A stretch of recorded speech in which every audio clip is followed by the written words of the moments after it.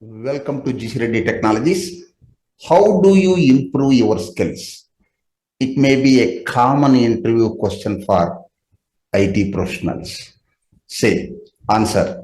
Generally, I update my skills by the following methods.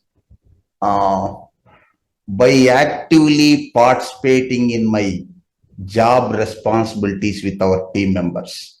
Say,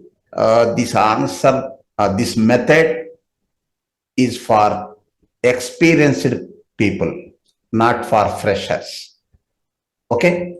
By actively participating in my job responsibilities with our team members, say, by knowledge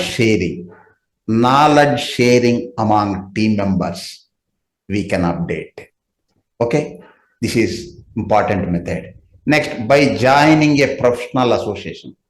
Say, as a as an IT professional, you can join in forums.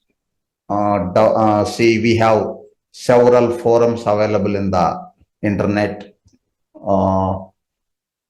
Forums for developers, software testing forums, etc.